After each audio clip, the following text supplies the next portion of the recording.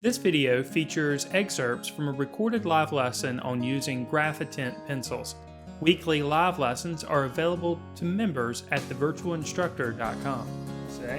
Now I might adjust some of the shapes of these rocks a little bit just to add a little bit more variety. So I'm just going to loosely draw their shapes to begin with, and I want to pay special attention to the shadow spaces that exist in between. Allow for some little white spaces to happen in between because we want the white of the paper to be the white in the drawing, if at all possible.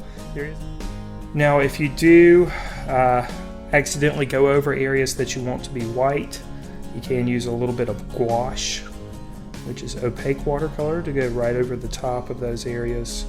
Non-thinned gouache, so you don't want to use it with a whole lot of water.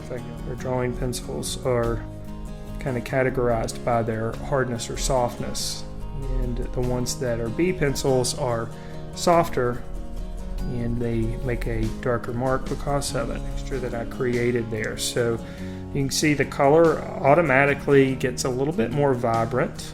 It's still going to be muted to a degree. It's going to behave in a very similar way to watercolor pencils when they are activated all the time, but if you're not careful it can get a little flat looking. I want to try to get rid of all those little white outlines that kind of happen here and there.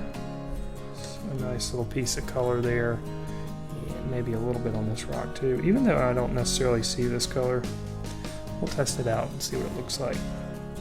And you can see I had a little bit too much water on my brush there, so just a quick wipe of the color removes it.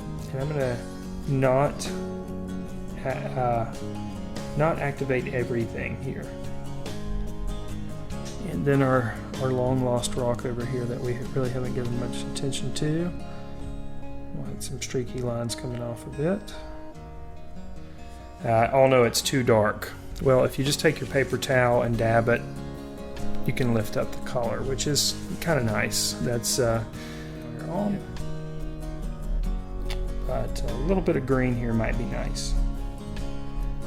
Not really sure why this color is called shadow, since it is kind of a blue-green color, but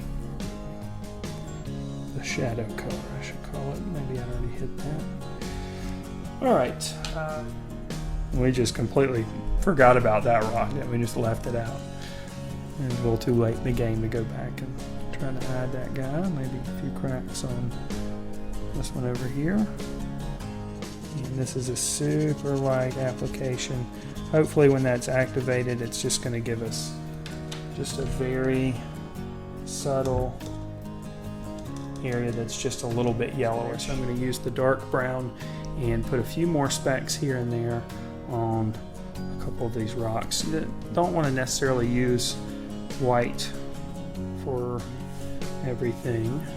I mean, maybe just a little bit of that russet here and there. Here. Now you can of course continue to work out from this area, but I think you have a pretty good overview of how these pencils behave.